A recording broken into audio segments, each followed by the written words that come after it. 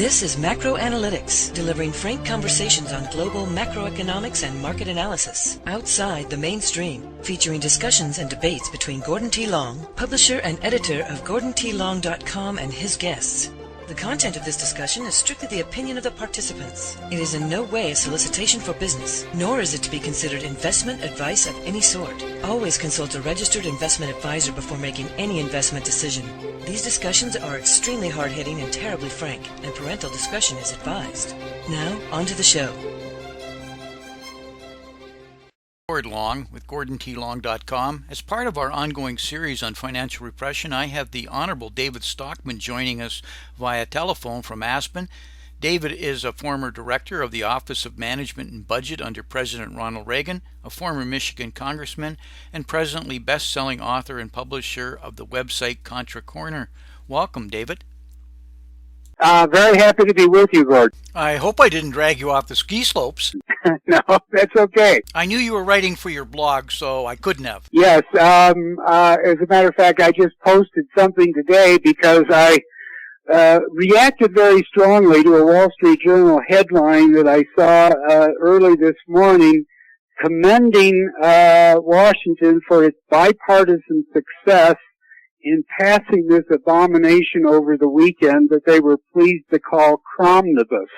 In other words, once again, no budget, once again, no appropriations bills passed, once again, at the 11th hour, 75 days into the fiscal year, at the point of a gun, they passed sight unseen a 1,600-page continuing resolution loaded with pork, loaded with special interest provisions, including one that allows Citigroup and the big banks unlimited ability to use taxpayer guaranteed deposits or civic guaranteed deposits to gamble in the derivatives market. So I took issue with that pretty strongly, and that's the kind of thing I do on a daily basis, because I think the mainstream narrative coming from all of the so-called establishment financial news sources, the Wall Street Journal, Reuters, Bloomberg, and the rest of them, is so much cheerleading, so much momentary focus on has the stock market climbed another few points, that the big picture of how fundamentally rotten the foundation of our fiscal and monetary system is, both here in the United States and globally, is completely ignored, completely obfuscated. And I just thought that this weekend episode and the headline that it elicited was a very good example of the huge problem that we have today. It's amazing. This Cromnibus bill that went through, the earmarks that are within it, effectively guts one of the core intents of Dodd-Frank, and that was regarding the treatment of the derivative bets, so that the taxpayers are now on the hook via FDIC for the trading by the bank subsidiaries, so that in fact the taxpayer gets the downside and the banks get the upside. Yeah, exactly. And nothing is mentioned in the public press on something as significant as this tacked on the end. It's just amazing. Yeah, exactly. I mean, this was essentially snuck into this omnibus appropriation, $1.1 trillion worth of spending, 1,600 pages that literally no one could read in the day or two that it was available. This was snuck in at the 11th hour by the Wall Street and banking lobbyists after 3 years of trying to get it through the regular legislative process and failing. And it's not an aberration. It's not all that unusual that something this outrageous could happen. In fact, it's par for the course in Washington. Now, I think the point that needs to be remembered is that Dodd-Frank is far from a perfect piece of legislation. In fact, I described it in a blog I wrote a couple of days ago as 1,700 pages of legislative pettifoggery and a regulation mill that's already generated 10,000 pages and they're just getting started. Now, my point in saying that was that we have a problem with the banking system in this country today, and that is that banks, as they now exist and as they now function, are not free market institutions by any way, shape, or form, or stretch of the imagination. They're essentially wards of the state, and the big banks like Citibank or J.P. Morgan or Bank America, these huge financial supermarkets, as they call it, or conglomerates, would not exist in their current form, would not take the kind of risks that they take, were it not for the fact of deposit insurance, some $9 trillion on the system today, were it not for the fact of access to the discount window of the Fed, so that if they get in over their skis and face a run on liquidity, they can always come up to the window for free money. Were it not for the fact that they have banking licenses from the state and therefore are shielded effectively from claims that would otherwise prevail if they were pure free enterprise institutions. So, in short, the great super banks, or the supermarkets, as they call them, are, aberrant wards of the state that are dangerous. And until we get to the right solution, we need something, unfortunately, like the restrictions of Dodd-Frank, like the Volcker rule, and like the push-out limitation that was overrun this weekend, in order to maintain at least a modicum of stability in the system. My preferred solution and recommendation that there's not a hope of accomplishing is that after the crisis and everyone was quaking in fear that we had come to the edge or the precipice of Armageddon, the right solution would have been a super Glass-Steagall. We should have actually, by legislative edict, broken up these massive banks that grew to the 2 trillion size that they have today only because of the various measures of state support that I've mentioned. And we should have kicked the big Wall Street supermarkets out of the FDIC entirely. In other words, what I'm saying is that if Citibank wants to gamble in the interest rate swap market or the currency swap market or the CDS market or any of the kind of over-the-counter sort of custom derivatives that they fashion by the tens of billions, that's fine with me, but get out in the free market, sink or swim on your own, and, eschew or forego your claim to taxpayer bailouts or deposit insurance in the Fed window entirely. That would be the right solution. I call that super Glass-Steagall, but it's 180 degrees opposite of where the Wall Street lobbies were positioned over the weekend. Their position was, we want the window, we need the window, we want ZIRP as far as the eye can see, that is zero interest rates.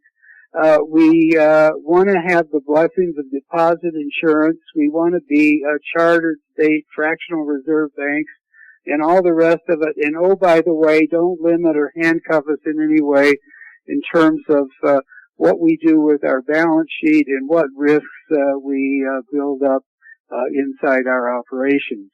That is a recipe for another huge upheaval one of these days. In fact, it's been building as this bubble has expanded since the Fed went all in with money printing in 2009, and it's only a matter of time, in my judgment, before we have another even more cataclysmic meltdown.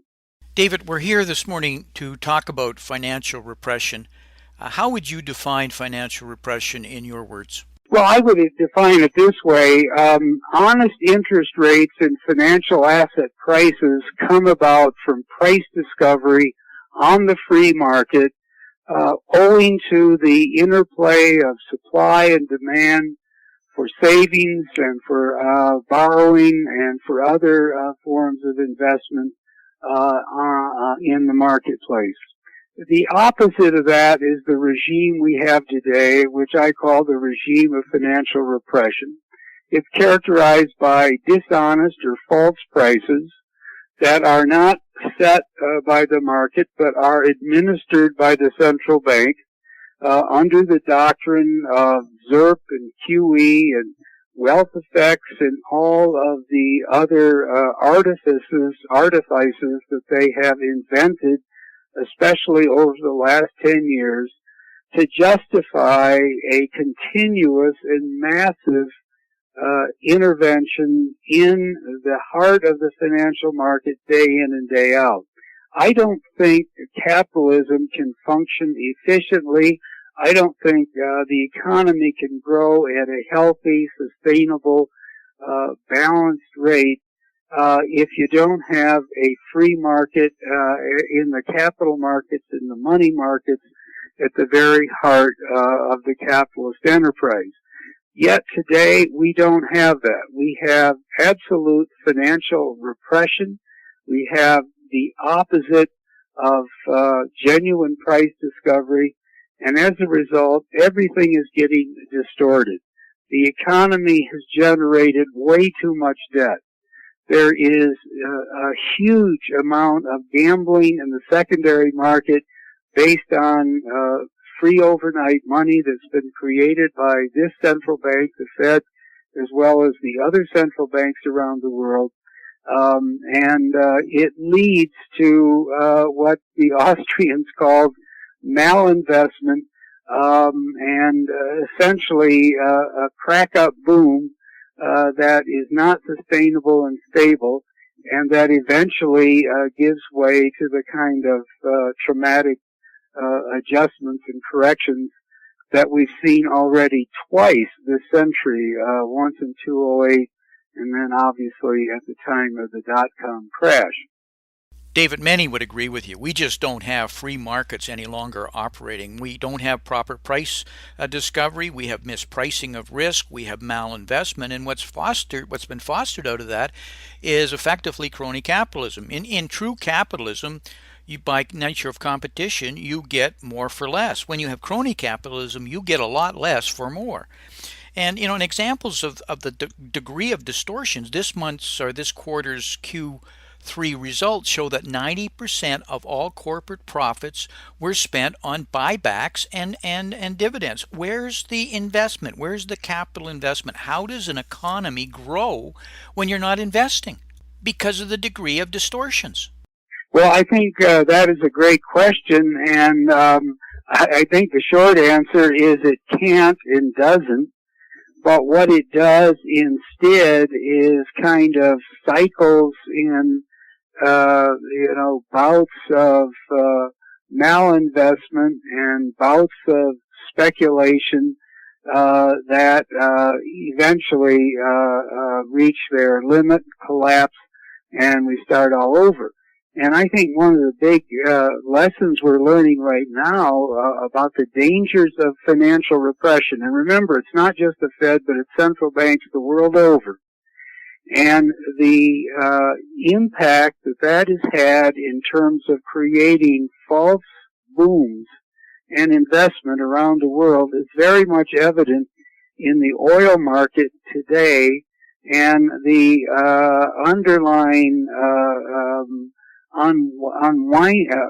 underlying unwinding or even crash of the junk bond and junk loan capital that went into the so-called shale boom in the United States. To state it differently, we have had far more expansion and growth in China and its satellite EM countries than would have actually happened under a sustainable and honest market. This was entirely driven by massive credit creation by the People's Bank of China and the rest of the mercantilist countries in East Asia. That created, an unsustainable spree of construction and infrastructure and basic industry. Now there is massive malinvestment or excess investment. The effect of it over the last 10 or 20 years was to create enormous demand for industrial materials and resources, including energy and oil and iron ore and aluminum and so forth. The artificial or fiat demand for that caused prices to rise rapidly because demand was outrunning the existing available capacity. We got $100, even at one point $150 oil. I don't think that was ever a real sustainable price. That was a boom time price owing to what I've described happening in China and many other parts of the world. Finally, that great, credit and construction boom in China is cooling rapidly. The demand for iron ore and for crude oil is cooling just as rapidly. Prices on the margin are adjusting as you might expect. And now we're beginning to see the underlying malinvestment that occurred. Tremendous overinvestment in iron ore mining over the last 10 years because people believed that $200 a ton for iron ore finds made sense because China would grow to the sky. Enormous overinvestment in the shale patch, and I have nothing against fracking or the technology involved, other than to say there was nothing new or special or leading edge about it. It had been around for a long time. But when you have prices at $100 a barrel or more, and the world believing that they can't drop below that, and when you have the Fed driving the rate on the 10-year Treasury to 2% or under, and therefore you generate an enormous scramble for yield, what happens? You get an explosion of issuance of junk debt and junk loans that fueled a massive speculative boom in the shale patch, the Eagle Ford and the Bakken and so forth, that wasn't based on true economics, but was based on financial repression. In other words, an oil price that was sky high and unsustainable, and debt costs, carry costs or yields that were artificial and dramatically low and gave no credence to the risk. In fact, if you looked at it, in an economic sense, the last thing anyone would say is that the shale patch, and given its sensitivity to short-run oil price movements, and given their volatility, the last thing you ought to do is be, drilling massively for shale oil with high leverage and junk bonds as your fundamental source of capital. Well, all of that distortion, all of that malinvestment happened, and now we can see the pieces beginning to fall, the fractures beginning to open up everywhere, because the economics were false, and the prices, both for the commodity and for the capital, were dramatically misstated. I think there's going to be a mess in the shale patch, in the energy patch generally worldwide, but here especially, that we note more than $500 billion of high-yield bonds and senior loans were issued over the last few years, and all of it at rates that don't even remotely compensate for the risks that are now self-evident as the oil price plunges into the 50s. Now, that's only the most current dramatic example, but it's, I think, typical, symptomatic of what happens when we have a central bank driven capital market in a capitalist economy that desperately needs honest, accurate price discovery. David, how do you see things unfolding in 2015 and beyond? Yeah, well, I don't have a optimistic outlook because I think it's only a matter of time, maybe 4, 5, 6 years before these bubbles reach the point that they fracture out of the pure weight of speculation that is embedded in them. In theory, you could imagine the central bankers would want to try anything, but I believe that we're nearing the end of the road of this whole central bank-driven bubble era, because the arguments that they've used in the past that allowed them to have a measure of credibility in the financial markets are no longer valid. In other words, when we had the financial crisis in 2008, the Fed and Bernanke and the rest of them couldn't explain where it came from. I often say apparently it came from deep space on some kind of financial comet, because they never explained why it happened. But at least at that time, the funds rate, the money market, was at 5.5%. When they went into the radical expansion of their balance sheet and the various phases of QE, they at least had the excuse that they were driving the interest rate down as an emergency measure in order, in Keynesian fashion, to revive the economy, to stimulate borrowing and turn around demand. I don't buy any of that. I think it's sort of a Keynesian model that's no longer relevant in a world that's saturated with debt. But in any event, at least they had the fig leaf of justification that that explained what they were doing. Well, now we're 5, 6 years into this experiment. It clearly has not caused the real economy to come bounding back as you might expect from that kind of massive stimulus. But more importantly, they're at the zero bound, as Bernanke insisted on calling it. They have the rate at zero. It's the money market rate, the overnight rate. It's been there 72 months running, and if they don't begin to raise, as the chatter now is in the markets until July 2015, it will mean 78 continuous months of free money in the money markets.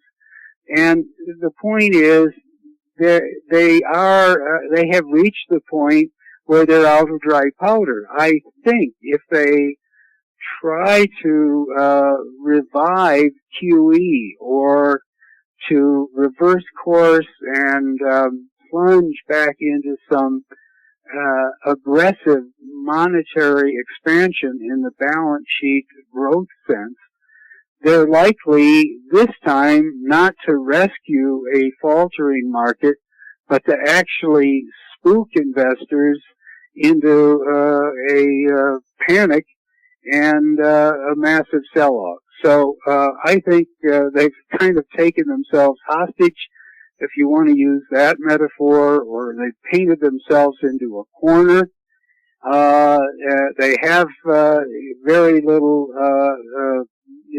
very few tools left other than jawboning, and that isn't going to work because there's 19 of them, when push comes to shove, out there jawing in different directions every day. And as the tension rises about what to do now that QE is over and they're at the zero bound and the economy of the world is in trouble and currency wars are becoming hot and overt, I think all of that leads to a situation where credibility could rapidly evaporate, and therefore the kind of hissy fit that we've seen in the past on Wall Street could be just a prelude compared to what could happen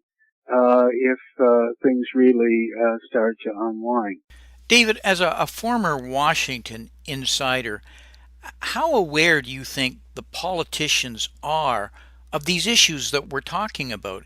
Because to me, it seems to be that we've been derailed by monetary policy. Whatever happened to fiscal policy, public policy, and the other legs of our government to steer the ship? There seems to me a total abdication of the mechanism. Oh, that's a wonderful question, and I think it's kind of crucial. And that is that this whole regime of monetary or financial repression by the Fed has basically lulled Washington into a deep sleep. They don't even pretend to make fiscal policy anymore. The budget is on automatic pilot. It has been for years.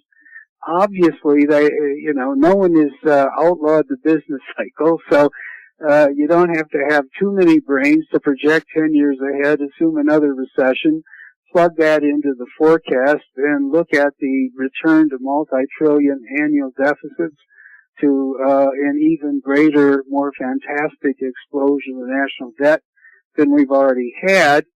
So all of that, is not that hard to, get your mind around. And yet Washington drifts along, passing these continuing resolutions in the middle of the night, never really even debating, let alone enacting a true across-the-board budget, because somehow they think the Fed has their back, that the debt doesn't matter, that the carry cost is less than 2%. Add another, we've actually borrowed so far this calendar year. People don't seem to realize that. But we borrowed $700 billion this calendar year through last Friday.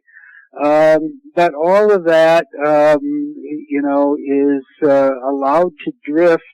The can is kicked down the road, as we've said, because Washington has come to believe that magicians run the Fed, and that by the mere expedient of tinkering with the dials, that they can somehow keep the whole economic system afloat. Well, we know that that's an impossible dream. It's kind of a dangerous illusion, and yet that's the prevailing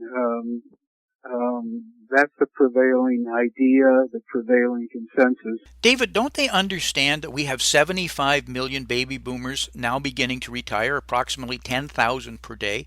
And meanwhile, we have close to $4.7 trillion of underfunded pensions at the state and local government alone, another $3 trillion at the federal level, probably close to $1 trillion at the corporate level. And additionally, we have probably $84 trillion of unfunded off-balance sheet entitlement programs. Where's the strategy? What are we going to do about this? It just seems that monetary policy is going to fix it. What am I missing? All of this is so obvious, and yet the Fed has enabled a regime down there of absolute drift and irresponsibility and head in the sand behavior that is, the polar opposite of those facts that you've just described, and many more that we could add to the mix. David, what does an investor do to protect themselves and their family knowing these kinds of things? I think you have to stay out of harm's way. I realize that that's kind of a simple, maybe even superficial statement, but all of these markets are in great danger because the prices are not true prices. They're rigged and pegged and artificially inflated, and I'm talking about the stock market across the board, the bond market, the derivatives markets, which are massively bigger than either of the two. All of those distortions are out there. I think the example we were using of the debt-fueled shale boom is just one of the endless number of ticking time bombs that have grown up in the system as this central bank-driven bubble has inflated. And so, therefore, if you trust the markets at all, you're likely to be taken by pretty nasty surprise out of the blue. Because look at this. In June, the price of oil market price was $115 a barrel, and you couldn't find 1 out of 100 so-called sell-side analysts that expected much more than a little, variation around that theme. Look where we are today. It's half that. And the impact of the collapse in crude is ricocheting as we speak through the entire financial system. The junk bond market was red hot in June. For the overall market, the yield spread was 3 points over Treasury, a little more. Now it's almost double that. In the energy junk area, the spread is widened out, almost to 10 1,000 basis points. So these things happen very quickly. They're not on anybody's radar screen, but they're embedded everywhere in the financial system worldwide because of the false regime of central bank financial repression. So in that environment, there is no choice but to stay liquid, stay short, stay in cash-like instruments. You won't make any return, but you will conserve capital. The Fed and the other central banks have decreed that you're not entitled to make a return if you want to be liquid and safe. That is really an abomination to have central banks, unelected central banks, with the power to impose that kind of rule. But that's what where we are today, and I don't think there's any way around it. David, we're up against our hard line. Is there a key message that you'd like to leave with our listeners? Yeah, I think as this current bubble reaches its high point and the fractures and fissures begin to become more visible and gather momentum, hopefully it will finally tell people that this whole central bank-driven regime is dangerous, false, and needs to be rooted out from top to bottom. That, in a sense, we need to have, a revolution against modern central banking. That's the heart of the matter, and until that changes, until that whole regime is eliminated, and we allow the free market back into the financial system and back into the money markets and the debt markets and the stock markets, there is little chance that we can return to the more healthy kind of economic environment that was true 30 or 40 years ago. Unfortunately, it always seems that it takes a crisis to become the catalyst for the required change. But often it can take us very much in the wrong direction because people will gravitate to wanting stability and wanting things to return to the way they were before, and often will sacrifice things that they would find appalling prior to the crisis. I think that is a great risk. We had a crisis in 2008.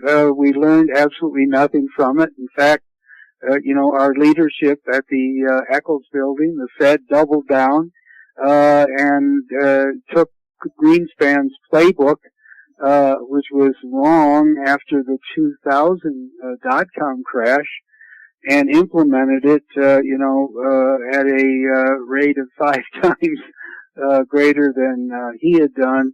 And so now we have an even bigger bubble, an even more dangerous unbalancing of the financial system, and probably a larger crisis to come. And I'm not sure the odds are very good that we'll use that opportunity to correct the drastic policy errors, but at least there may be a chance for a more sane approach to get a hearing, and that's clearly better than the last few years where we've basically been in a regime where the Fed was all-knowing and all-powerful and unquestioned. David, I think that the public is soon going to realize that in fact, the emperor had no clothes. Exactly. And I don't think that day is too far in the future.